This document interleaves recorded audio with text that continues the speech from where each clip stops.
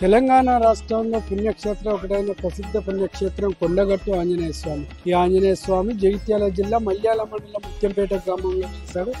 600 సంవత్సరాల క్రితం ఈ కొండగట్టు ఆంజనేయ స్వామి ఇక్కడ కొలువై ఉన్నాడని ఇక్కడ ప్రధాన అర్చకులు చెప్తున్నారు.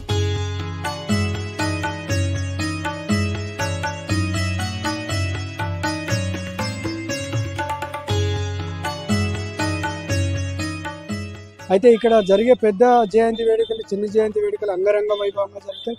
చైత్ర మాసంలో జరిగే ఈ వేడుకలు ఉగాదిని పురస్కరించుకొని జూన్ మొదటి వారం వరకు అయితే ఇక్కడ వేడుకలు అంగరంగ వైభవంగా జరుగుతాయి. ఈ వేడుకలకు సంబంధించి పూర్తి ఏర్పాట్లు చేశారు. అలాగే ఈ కొండగట్టు చరిత్ర, ఆలయ చరిత్ర ఏంటి, అసలు దీని వెనుక ఉన్న ప్రాసెస్ ఏందో ఈరోజు తెలుసుకునే ప్రయత్నం చేద్దాం.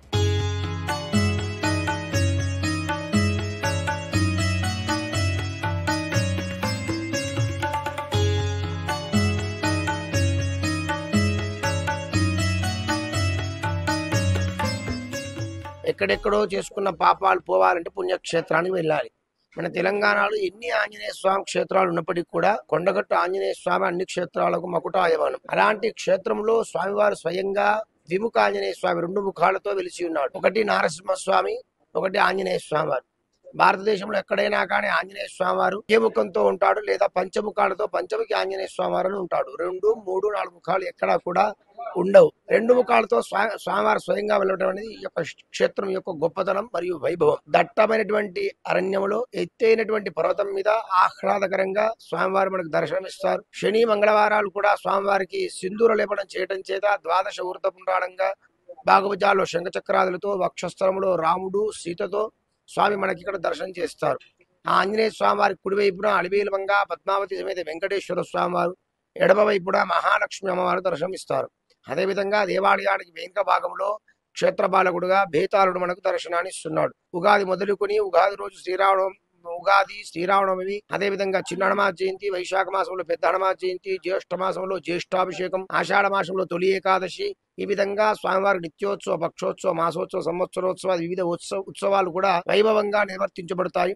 ప్రధానంగా మనకు శ్రావణ మాసం కానివ్వండి, ఎండాకాలం చెరువులు అంటే వైశాఖ మాసంలో కానివ్వండి, చిన్న హనుమాన్ జయంతి, పెద్ద హనుమాన్ జయంతి ఉత్సవ పర్వదినాల్లో కానివ్వండి, లక్షలాది మంది కూడా స్వామి సన్నిధికి వచ్చి స్వామివారి దర్శనం చేసుకుని ధన్యులవుతున్నారు. అదేవిధంగా ఇక్కడ వాహన పూజలు కూడా విశేషంగా ఉంటాయి. మనం పవన్ కళ్యాణ్ గారి వాహనం వారాహిని కూడా చూసి ఉన్నాం. ఇక్కడే మనకు మొట్టమొదటిసారిగా తను వాహన పూజ చేసుకుని ఉన్నాడు. ఈ విధంగా మనకి ఈ తెలంగాణలో చాలా ప్రశస్తం కలిగి, చాలా ప్రాచుర్యం కలిగినటువంటి, చాలా పురాతనమైనటువంటి దేవాలయం. ప్రతి ఉత్సవం కూడా శాస్త్రీయంగా, సాంప్రదాయంగా నిర్వహించడం జరుగుతుంది. కాబట్టి ఈ క్షేత్రంలో వైభవంగా జరుగుతున్న ఈ ఉత్సవాలలో భక్తులందరూ కూడా విశేషంగా పాల్గొని స్వామివారి అవ్యాజమైన కృపకు పాత్రలు కావాల్సిందిగా కోరుతున్నాం. జై శ్రీరామ్, జై హనుమాన్.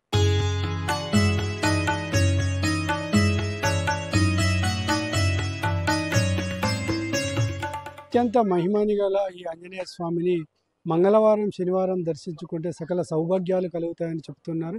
అలాగే ఇక్కడ ఈ ఆంజనేయ స్వామి 2 ముఖాలతో ఉంటాడు. ఒకటి లక్ష్మీ నరసింహస్వామి, అలాగే ఇంకోటి ఆంజనేయ ముఖంతో ఇక్కడ కొలువై ఉన్నాడని చెప్తున్నాడు. ప్రతి శ్రావణ మాసంలో అయితే ఇక్కడ అత్యధిక భక్తులు పాల్గొని తగిన పూజలు చేసుకొని ఫలితం పొందుతున్నారని ప్రధాన స్థానిక అర్చకులు ఇక్కడ చెప్తున్న పరిస్థితి అయితే కనబడుతుంది. అయితే శ్రావణ మాసంలో, చైత్ర మాసంలో జరిగే ఈ జయంతి వేడుకలకైతే అత్యంత వైభవంగా ముస్తాబవుతున్నట్టు చెబుతున్న పరిస్థితి.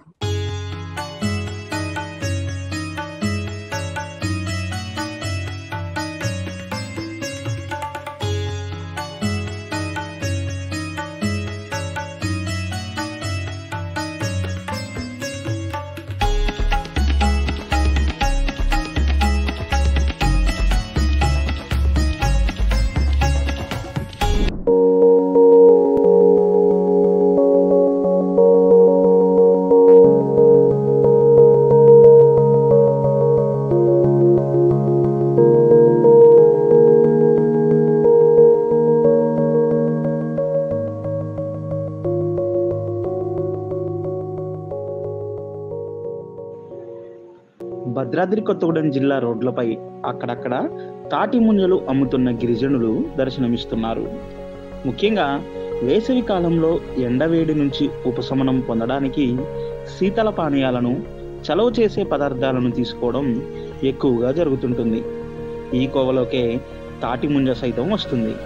నిజానికి వేసవి కాలంలో భద్రాద్రి కొత్తగూడెం జిల్లా భద్రాచలం ఏజెన్సీ ప్రాంతంలో ఎక్కువగా లభించే ఈ తాటి ముంజను పండ్లలోనే రాణి పండుగ అభివర్ణిస్తుంటారు గిరిజనులు. ఈ నేపథ్యంలో జిల్లా రోడ్లపై తాటి ముంజలను అమ్ముతున్న పలువురు గిరిజనులను లోకల్ 18 పలకరించగా వ్యాపారం జరుగుతున్న తీరును వివరించారు. మరిన్ని వివరాలు మీకోసం. నా పేరు అశోక్. మేము వెంకటాపురం నుంచి మునక్కాయలు తీసుకొస్తాం. రోజు మార్నింగ్ 6 నుంచి లేచి కాయలు దింపుకొని ఇక్కడ బురగంపాడు తీసుకొచ్చి అమ్ముతాం. గత వారం నుంచి ఇక్కడ అమ్ముతున్నా. రోజుకొచ్చేసి ఒక 20 డజన్లు అట్లా అమ్ముతాం. డజన్ 50 రూపాయల చొప్పున అమ్ముతున్నాం. ప్రస్తుతం పర్వాలేదు. ఇది ఎప్పుడు దొరికేది కాదు కాబట్టి, ఓన్లీ ఎండాకాలం వచ్చేది కాబట్టి ఎండకు కూడా హెల్త్కి మంచిది. అందువల్ల కొంచెం పర్లేదు. పైకి ఎక్కితే అది కళ్ళు కూడా తీస్తాను నేను, అలవాటే కదా. ఇంకా అదే పనిలో ఇది కూడా చేస్తుంటాం. 6 కల్లా వెళ్ళిపోతాం. 6 కల్లా వెళ్ళిపోయి ఇక్కడికి వచ్చి పెట్టేసరికి 10 అట్లా అవుతుంది. ఒక 800 అట్లా వస్తుంది.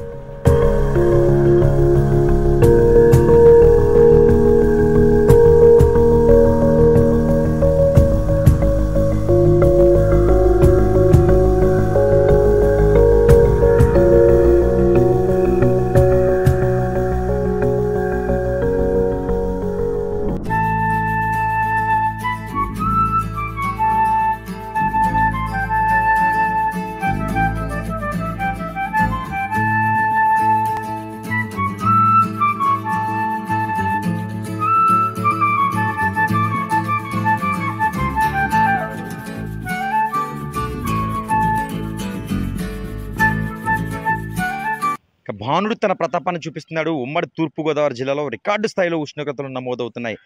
వాతావరణ శాఖ ఏ విధంగా అయితే హెచ్చరించిందో అదే విధంగా అత్యధిక ఉష్ణోగ్రతలు నమోదవుతున్న పరిస్థితి నెలకొంది.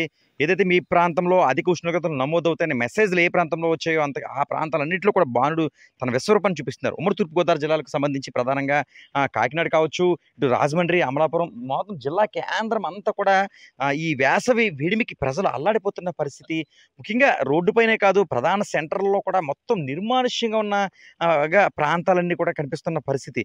మరి ముఖ్యంగా చూసుకుంటే ఇలా చల్లదనం ఎక్కడైతే ఉంటుందో ఆ ప్రాంతంలో సేద తీరుతున్న పరిస్థితులు కూడా నెలకొన్నాయి. పచ్చని చెట్ల కింద, అంటే పనుల రీత్యా ఈ ప్రాంతానికి వచ్చిన వారంతా కూడా ఇలా పచ్చని చెట్ల కింద సేద తీరుతున్న పరిస్థితి కూడా ఉమ్మడి తూర్పుగోదావరి జిల్లాలో కనిపిస్తుంది. అయితే వారం రోజులు ఏకదాటిగా ఈ ఎండలు అనేవి అత్యధికంగా ఉంటాయని వాతావరణ శాఖ ఇప్పటికే హెచ్చరించింది. కొన్ని పశుపక్షాదులు కూడా ఏదైతే ఈ చెట్ల కింద సేద తీరుతున్న పరిస్థితి మనకి ప్రత్యేకంగా కనిపిస్తుంది. ఈ పచ్చని చెట్ల కిందే ఈ పశుపక్షాదులు ఒకసారి మనం పైన చూసే ప్రయత్నం చేద్దాము.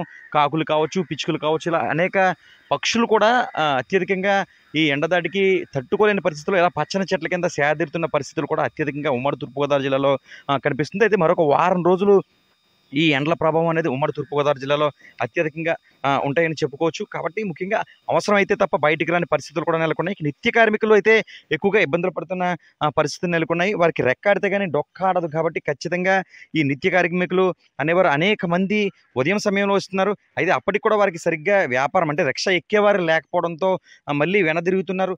సాయంత్రం వరకు కూడా ఎండదాడికి అలమటించలేక ఇలా పచ్చని చెట్ల కింద రిక్షా పెట్టుకుని రిక్షాలో పడుకుంటున్న పరిస్థితులు కూడా కాకినాడ జిల్లా వ్యాప్తంగా ఉన్నాయి. ఏదేమైనా ఈ ఏడాది ఏప్రిల్ మాసంలోనే మేలో ఏ విధంగా ఎండలు ఉంటాయో అంతకు మించి భానుడు తన ప్రతాపాన్ని చూపిస్తున్నాడని చెప్పుకోవచ్చు. శీతల పానీయాలు, ఏదైతే చల్లదనం ఎక్కడుందో అక్కడ మాత్రమే ప్రజలు సేద తీరుతూ కనిపిస్తున్నారు. న్యూస్18 సూర్యప్రకాష్, ఉమ్మడి తూర్పుగోదావరి జిల్లా ప్రతినిధి. ఈ ఎండలు మాత్రం చాలా భయంకరంగా ఉన్నాయండి. ఉదయం 8, 9 దాటితే బయటకు వచ్చి పని చేసుకోవాలంటే చాలా భయంకరమైన వాతావరణంగా ఉంటుందండి. నేను ఒక కార్ డ్రైవర్నండి. కార్ డ్రైవర్ అయినా సరే ఒక గంట ఏసీలో ఉన్నా సరే డ్రైవింగ్ చేస్తూ కారు దిగ్గానే ఈ ఎండవేడికి తట్టుకోలేక చాలా పరిస్థితులు ఏర్పడుతున్నాం. రాత్రులు ఇంటి దగ్గర కూడా తీవ్ర ఉష్ణోగ్రత ఏర్పడుతుందండి. ఇక్కడ మాలాంటి వాళ్ళ పరిస్థితి ఎలా ఉంది, డ్రైవర్ పరిస్థితి ఎలా ఉంది. ఒక సాధారణ కూలీలు అయితే రిక్షా కూడా ఏమన్నాయండి, లేకపోతే రోజువారీ కూలీలు అయితే ఏమన్నా, ఇలాంటి వ్యక్తులు ఈ ఎండాకాలంలో పనిచేయాలంటే చాలా తీవ్రత పరిణామాలు ఎదుర్కోవాల్సి వస్తుందండి.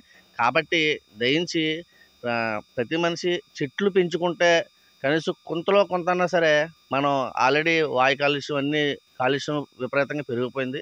కనీసం కొంతలో కొంత ఈరోజు చాలామంది ఈ ఎండకి భయపడి చెట్ల కింద కూర్చునే పరిస్థితి వస్తుంది. ఏసీ రూమ్లో కూర్చుండే అంత ఓపిక స్తోమత మనలాంటి మధ్యతరగతి లేదండి. కాబట్టి మళ్ళాటి పేదలు కనీసం మనిషి ఒక చెట్టు అయినా సరే నాటి దాన్ని కాపాడుకుంటే కనుక ముందు ముందు మన భావి తరాలకి వాళ్ళకి ఆక్సిజన్ లెవెల్స్ అందించే కర్తవ్యం బాధ్యత మనకు ఎంతైనా ఉందండి. కాబట్టి నేను ఈ మీడియా ద్వారా తెలియజేసుకుంటుంది ఏంటంటే, కనీసం మీకు వీలు కుదిరితే మీ ఇంట్లో అవనండి, పెరట్లో అవనండి, ఖాళీ ప్రభుత్వ స్థలం ఏ ప్లేస్ అన్నా అవనండి, ఒక చిన్న మొక్కను నాటి దాన్ని సంరక్షించే మార్గంలో ఉంటే కనుక ముందు ముందు తరాలకే మన ఆక్సిజన్, తర్వాత ఈ ఎండల తీవ్రతను తగ్గించుకొని మనం ముందు భవిష్యత్తు బాగుంటుందని కోరుకుంటున్నామండి. ఈ రోజు ఉష్ణోగ్రత చూసుకుంటే దాదాపు 38 నుంచి 45 డిగ్రీల మధ్యలో ఉందండి. ఇలాంటి ఎండలు ముందు కనుక ఈ చెట్లు నరికివేతలు ఈ యొక్క ఉష్ణోగ్రత పెరుగుతూ ఉంటే 70-75 ఉష్ణోగ్రత పెరిగినా సరే ఆశ్చర్యపోవాల్సిన అవసరం లేదు. కాబట్టి కొంచెం దయచేసి మన ప్రభుత్వ గారు సాటి మానవుడు, ప్రతి మానవుడు తన బాధ్యతగా ఈ చెట్లు నాటడం ఇలాంటి పరిస్థితులు ఉంటాయి కనుక ముందు మనం ఒక మంచి భవిష్యత్తుని ముందు తరాలకు అందిస్తామని చెప్పేసి సవినయంగా కోరుకుంటున్నామండి.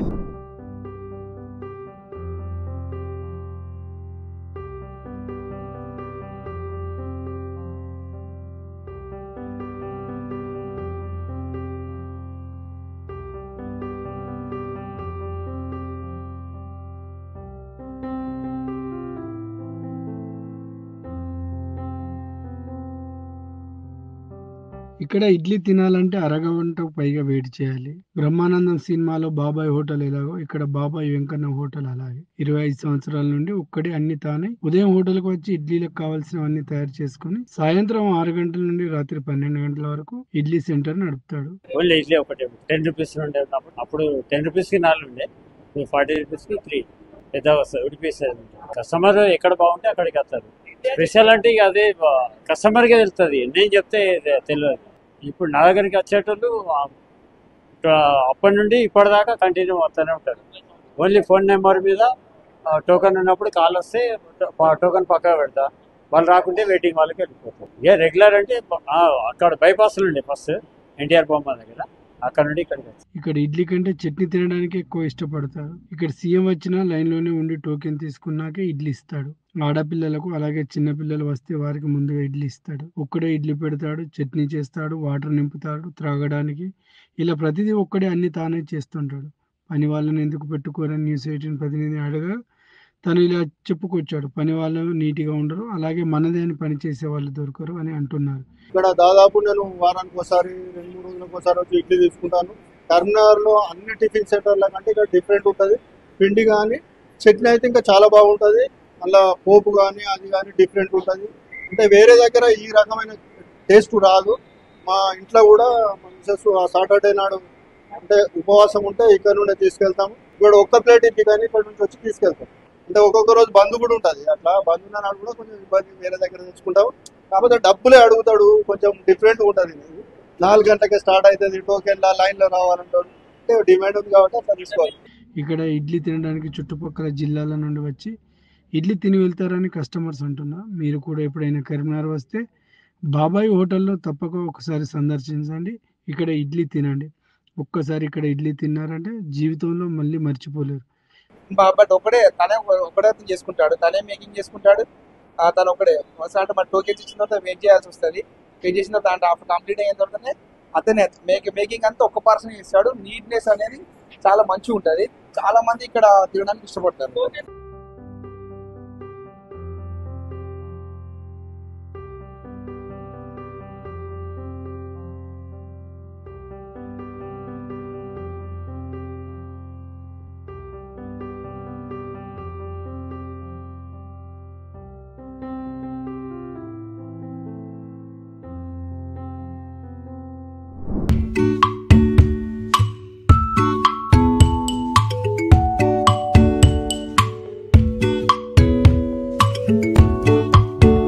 నూతన హంగులతో స్మార్ట్ సిటీ పార్క్గా మారిన వడా పార్క్ అందరినీ ఆకట్టుకుంటుంది.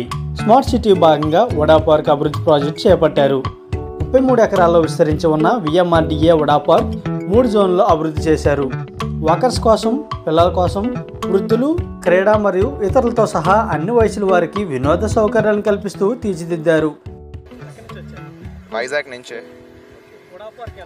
వుడా పార్క్ ఎక్దమ్ బాగా ఉంది, ఫుల్ ఇన్ఫ్రాస్ట్రక్చర్ బాగా ఉంది. ఇక్కడ అన్ని చీజ్ ఉంది, బోటింగ్ కూడా ఉంది, ఫుట్బాల్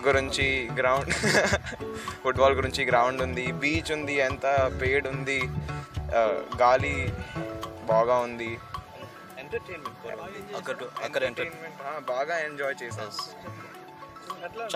చాలా ఎంటర్టైన్మెంట్ ఉంది, ముందుకి వెనక్కి.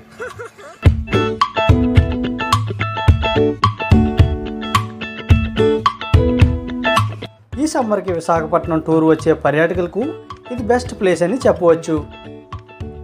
ఈ పార్కులో ఆహ్లాదకరమైన వాతావరణం ఉంటుంది.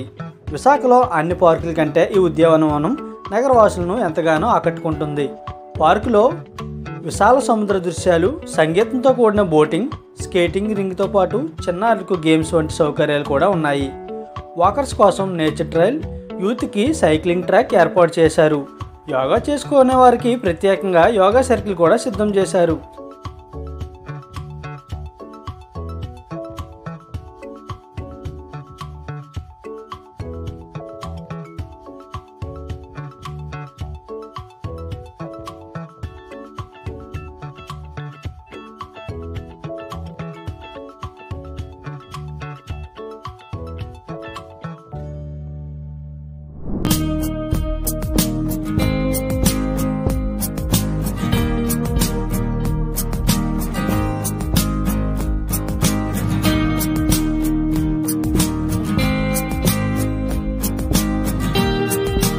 వేడి నుంచి ఉపశమనం పొందేందుకు ప్రజలు స్విమ్మింగ్ పూల్స్ బాట పడుతున్నారు.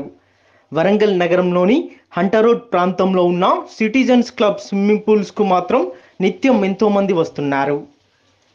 వేసవి నుంచి ఉపశమనం పొందేందుకు ప్రజలు ఇక్కడికి వచ్చి స్విమ్మింగ్ చేస్తున్నారు. ప్రతిరోజు ఈ స్విమ్మింగ్ పూల్కు 100 మందికి పైగానే జనం వస్తున్నారని నిర్వాహకులు తెలిపారు. నా పేరు మనీష్ అండి. మాది సిటిజన్ క్లబ్ నుంచి మాట్లాడుతున్నా. మా దగ్గర 2 సెక్షన్స్ ఉంటాయి, మార్నింగ్ ఉంటుంది, ఈవినింగ్ ఉంటుంది. మార్నింగ్ వచ్చేసి 5 బ్యాచెస్ ఉంటాయి, ఈవినింగ్ 5 బ్యాచెస్ ఉంటాయి. మార్నింగ్ బ్యాచ్ 6కి స్టార్ట్ అవుతుంది, 9కి క్లోజ్ అవుతుంది 5 బ్యాచెస్. ఈవినింగ్ వచ్చేసి 3:15 to 7 వరకు ఉంటాయి, 5 బ్యాచెస్ ఉంటాయి. ఇందులో స్పెషల్ బ్యాచ్ వచ్చేసి గర్ల్స్కి 9 to 9:45కి మార్నింగ్ ఉంటుంది ఓన్లీ. ఇంకా ఇక్కడ మా దగ్గర రూల్స్ మంత్లీకి 2000 అండి, అండ్ 15 డేస్కి 1200 రూపీస్. ఓన్లీ 45 మినిట్స్కి 1 డిప్ అండి, 100 రూపీస్ ఓన్లీ. అండ్ రూల్స్ అంటే మా దగ్గర సూట్ మొత్తం వాళ్ళే తీసుకొచ్చుకోవాలి. ఓన్లీ బాయ్స్కి షార్ట్స్ మేము ఇస్తాం. రెంట్ ట్యూబ్ ఉన్న షార్ట్ రెంట్కి 10 రూపీస్ ఓన్లీ. ఇంకా మా దగ్గర అంటే మీరు మంత్లీ తీసుకునే ప్యాకేజ్ ఉన్నప్పుడు పాస్ ఫోటోస్ అయితే తీసుకొచ్చుకుంటే అయిపోతుంది. మేమే మా క్లబ్ నుంచి దానికి మా స్విమ్మింగ్ పూల్ నుంచి స్టాంప్ వేసి డేట్ వేసి ఇస్తాము. Gaurav Jaju from Delhi Public School. I'm studying in 9th class. This pool is so amazing. The coaches are so amazing. They are good. And helping us in training. I am coming from the past 6 to 10 days, and I have learned swimming from. I was scared of coming to 9 feet, but now I can come to 9 feet without any fear. Thank you. నాది లోకలే వరంగల్. యాక్చువల్గా నాకు swimming రాదు. 15 days నుంచి క్లాసెస్కి వస్తున్నా. ఇప్పుడు నాకు పర్ఫెక్ట్గా స్విమ్మింగ్ వచ్చు. ఇక్కడ 3 టైప్స్ ఆఫ్ స్విమ్మింగ్ నేర్పించారు, ఫ్రీ స్టైల్, బటర్ఫ్లై, ఇంకా డైవింగ్. ఇప్పుడు నేను వాటిలో పర్ఫెక్ట్గా ఉన్నా. నాకు ఇక్కడ ఫ్రెండ్లీగా ఉన్నారు కోచెస్. బయటతో పోల్చుకుంటే ఇక్కడ ఫీజు రీజనబుల్ ఉన్నాయి. 100 rupees per dip, monthly 2000. Batch timing చెప్పు. బ్యాచ్ నాది మార్నింగ్ అయితే టైమింగ్స్ 6 to 9. ప్రస్తుతం అయితే 5:30 to 6:15. ఎన్ని డేస్ అవుతుంది స్విమ్మింగ్? 15 డేస్. ఏమేమి నేర్చుకున్నావు? Free style, butterfly, diving. నాకైతే ఎంజాయ్మెంట్ ఉంది, ప్లస్ నా బాడీ ఫిట్నెస్ కూడా అవుతుంది.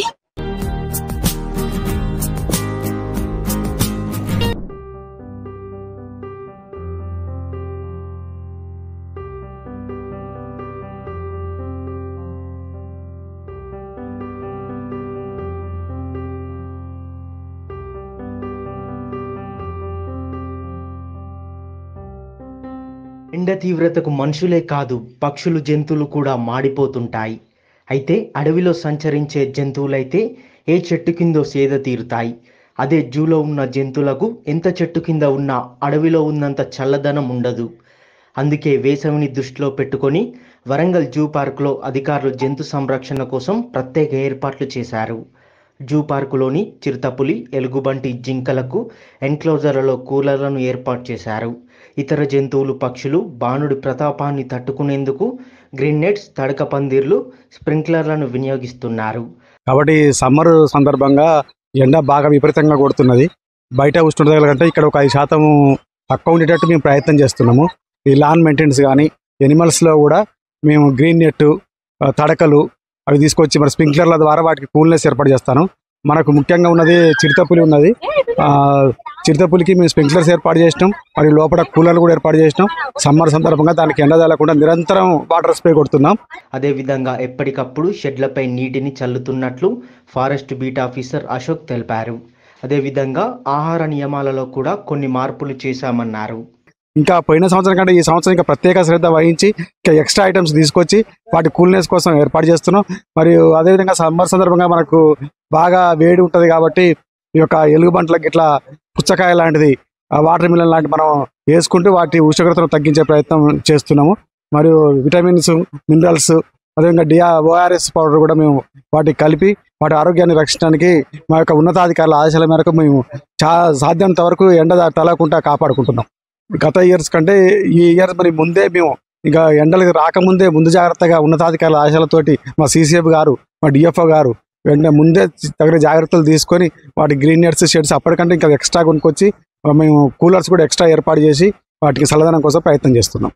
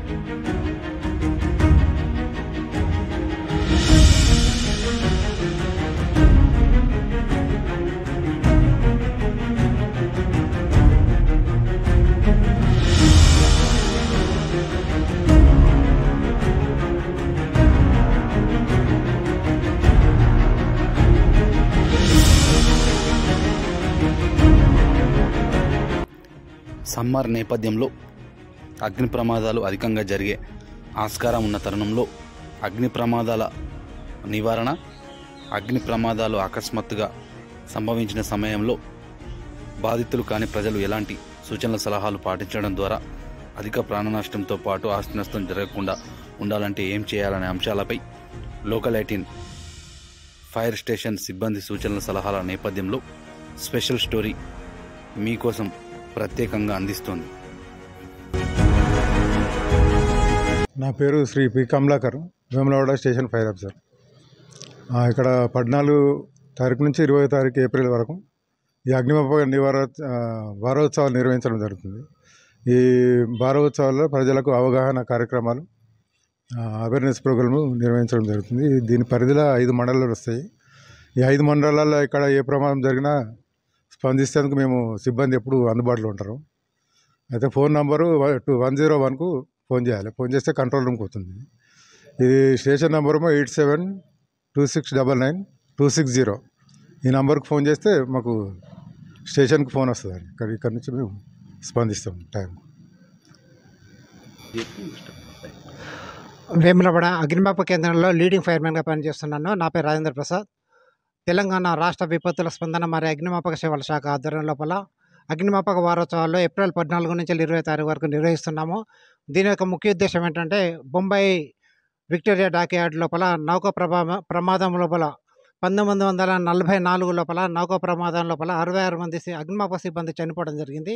అప్పటి నుంచి జాతీయ స్థాయి లోపల అగ్ని ప్రమాద నివారణోత్సవాలు, అగ్నిమాపక చనిపోయిన వాళ్ళకు నివాళులు అర్పించేసి ప్రజలందరినీ కూడా అప్రమత్తంగా ఉంచేసి అగ్ని ప్రమాదాలు జరగకుండా చేయటం, అగ్ని ప్రమాదాలు జరిగిన తర్వాత ఎలా జాగ్రత్తలు తీసుకోవాలి, ఏం చేయాలి అనేది స్పందించడానికి ఈ వారం రోజు కార్యక్రమాల్లో కూడా స్కూళ్ళలో కానీ, సినిమా థియేటర్స్లో కానీ, రైస్ మిల్లో కానీ, తర్వాత పబ్లిక్ మార్కెట్ యార్డ్ లోపల, బస్టాండ్ ప్రాంతాల లోపల, టెంపుల్ ప్రాంతాల లోపల అందరినీ కూడా అవేర్నెస్ కార్యక్రమం పెడుతున్నాం. ముఖ్యంగా మహిళలకు వంట సంబంధించిన దాని లోపల సిలిండర్ గ్యాస్ ఫైర్స్ చాలా జరగడం జరుగుతుంది. మహిళలను అవేర్నెస్ చేయడానికి గ్యాస్ ప్రమాదాల గురించి ప్రత్యేకించేసి వాళ్ళతోనే స్వయంగా ప్రాక్టికల్ చేపించేసి సిలిండర్ పేలుట వల్ల, సిలిండర్ అంటుకోవటం వల్ల ఎలాంటి భయపడాల్సిన అవసరం లేదు. వారిని ఎలా ముందు జాగ్రత్త తీసుకోవాలి, ఎలాంటిది నాసిరకమైన పైపులు వాడకూడదని చెప్పేసి వాళ్ళ లోపల అవేర్నెస్ కార్యక్రమం తీసుకున్నాం. ఈ విధంగా మన వేములవాడ పట్టణం లోపల సోమవారం రోజున టెంపుల్కు చాలామంది మహిళలు వస్తున్నారు. ఆ సందర్భంలో మహిళలతోనే ఈ ప్రాక్టికల్ డ్రిల్స్ నిర్వహించేసి వాళ్ళని చైతన్యవంతం చేయడం జరుగుతుంది.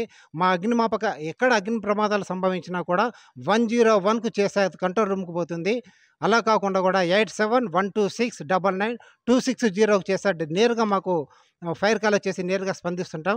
ఎవరు కూడా అగ్ని ప్రమాదాలు జరిగినప్పుడు టెన్షన్ పడకుండా నిదానంగా మాకు ఫోన్ చేస్తే సకాలంలో స్పందించేసి మేము అగ్ని ప్రమాదాలు నిర్వహిస్తున్నాం. ప్రత్యేకించి విషయం ఏంటంటే, వేములవాడ కేంద్రం లోపల ఉన్న వాటర్ టెండర్ అంటే నీటితో ఆర్పే టెండర్ అనేది మల్టీపర్పస్ టెండర్. దీని లోపల వాటర్ ఉంటుంది, ఫోమ్ ఉంటుంది, తర్వాత CO2 గ్యాస్ ఉంటుంది, తర్వాత కార్బన్ డైఆక్సైడ్. ఈ 4 మెటీరియల్స్ సంబంధించిన వెహికల్ మన దగ్గర ఎప్పుడు అందుబాటులో ఉంటుంటుంది. మొత్తం 16 మంది సిబ్బంది, దాని లోపల 10 మంది సిబ్బంది మాత్రం ఉన్నాం. 4 సిబ్బంది వేకెన్సీస్ ఉన్నాయి. కానీ ఆ ప్లేస్ లోపల హోంగార్డ్స్ మాకు సపోర్ట్గా ఉంటున్నారు. ఇంతవరకు మేము చేసిన అవేర్నెస్ కార్యక్రమాల లోపల మొత్తం 37 ఫైర్లు అయినాయి. దాని లోపల 16 ఫైర్లు అనేది వరదలో చిక్కుకున్న వాళ్ళని కానీ, తర్వాత ఏదైనా సంబంధించిన బాధితులు యాక్సిడెంట్ సంబంధించిన వాళ్ళలో నుంచి కూడా మేము అంటే అగ్ని ప్రమాదాలే కాకుండా వాళ్ళు ఎలాంటి విపత్కర పరిస్థితుల్లో ఉన్న వ్యక్తులనైనా కూడా మేము రక్షించడానికి అగ్నిమాపక సిబ్బంది ఉంటున్నాం. ఎందుకంటే ఇది అగ్నిమాపక శాఖే కాదు, అగ్నిమాపక రాష్ట్ర విపత్తుల స్పందన మరియు అగ్నిమాపక సేవల శాఖ అని చెప్పేసి మాది ఆ బాధ్యతలు కూడా నిర్వహించడం జరుగుతుంది. అందుగురించి వేసవికాలం వస్తుంది కాబట్టి అందరూ కూడా అగ్ని ప్రమాదాలు జరగకుండా ముందే జాగ్రత్తగా నీటిని కానీ, ఇసుకను కానీ, దానికి సంబంధించిన అగ్ని ప్రమాదాల మీద ప్రత్యేకించి దృష్టి పెట్టుకొని అగ్ని ప్రమాదాలు జరగకుండా షాపులలో కానీ, తర్వాత ఇళ్ళలో కానీ అవసరం ఉన్నప్పుడు మెయిన్ స్విచ్ ఆఫ్ చేసేసి తర్వాత అందుబాటులో నీటిని పెట్టుకోవడం కానీ ఇలాంటి జాగ్రత్తలు తీసుకుంటూ ఈ సమ్మర్ వెళ్ళేంత వరకు చాలా విపరీతంగా వేసవికాలం ఉన్నది కాబట్టి మేము కూడా అవేర్నెస్ కార్యక్రమాలు చాలా వరకు చేస్తున్నాం. ప్రజలు కూడా తెలుసుకుంటున్నారు, జాగ్రత్తగా ఉండాలని చెప్పేసి వేములవాడ ప్రజలను ప్రత్యేకించి కోరుకుంటున్నాం. ఎలాంటి అగ్ని ప్రమాదం జరిగినా ముందు అగ్నిమాపక కేంద్రానికి సమాచారం ఇవ్వాలి. 1018712699260 ఫోన్ చేసేసి మా సహాయకాన్ని కోరండి. 24 గంటలు కూడా మీ సేవ గురించి మేము ఎప్పుడు ఎదురు చూస్తుంటామని చెప్పేసి తెలియజేస్తున్నాము. అందరు సంతోషంగా ఉండాలని చెప్పేసి పట్టణ ప్రజలను కోరుకుంటున్నాం. ఈ ప్రమాదాలు చాలా వరకు గ్రామీణ ప్రాంతాల్లో పూరి గుడిసెల్లో ఎక్కువగా ఈ సమ్మర్ నేపథ్యంలో జరిగిన సందర్భాలు గతంలో కూడా ఉన్నాయి. అంటే వారికి మీరు అంటే ఇచ్చే సూచన సలహాలు అంటే ఏం చెప్తారు? చాలా వరకు ఏంటంటే ఈ వరి సంబంధించినది సగం వరకు హార్వెస్టర్తో కోసేసి విడిచిపెట్టడం వలన మళ్ళీ పంట నెక్స్ట్ పంటకు వాళ్ళు ప్రిపేర్ కావాలని చెప్పేసి కాలు పెట్టుకోవడం జరుగుతుంది. అలా కాలు పెట్టుకుంటే వారికి ఏంటంటే వాళ్ళ పరిధి మాత్రం ఆలోచిస్తున్నారు. ఆ పరిధి మించేసి కరెంటు మోటార్లు కానీ సర్వీస్ వైర్లు కానీ పక్క వాళ్ళకి వెళ్ళేసి నిజంగా కోయని పంట పొలాల్లో కూడా గాలి ద్వారా వ్యాపించేసి నష్టపోవడం జరుగుతుంది. అందుగురించి సరైన టైం లోపల మాత్రమే వాళ్ళ జాగ్రత్తలు దగ్గరుండేసి చూసుకొని కంట్రోల్ చేసుకోవాల్సిన పరిస్థితి. వాళ్ళు బాధ్యత రాహితంగా వాళ్ళది మాత్రమే కాకుండా పక్క వారిని కూడా ఆలోచించాలని చెప్పేసి కోరుకుంటున్నాం. తర్వాత షాపులలో కానీ మెయిన్ ఆఫ్ చేయకపోవడం వల్ల షార్ట్ సర్క్యూట్ ద్వారా షాపులు కాలిపోవడం జరుగుతుంది. నిన్ననే ప్రజెంట్ అవేర్నెస్ కార్యక్రమం చేసి వచ్చిన తర్వాత కూడా వారు భీమేశ్వర ఆలయం కాడ కూడా ఒక షాప్ కాలిపోవడం జరిగింది వారి యొక్క నెగ్లిజెన్స్ వలనే. అందుగురించి ఈరోజు కూడా వేసి మళ్ళీసారి వాళ్ళకి అవేర్నెస్ కార్యక్రమం కూడా చేయడం జరుగుతుంది. అందుగురించి నాసి రకమైన వైర్లు కానీ నాసి రకమైన రెగ్యులేటర్లు కానీ నాసి రకమైన పైపులు కానీ ఉంచకూడదని చెప్పేసి తెలియజేసుకుంటున్నాను.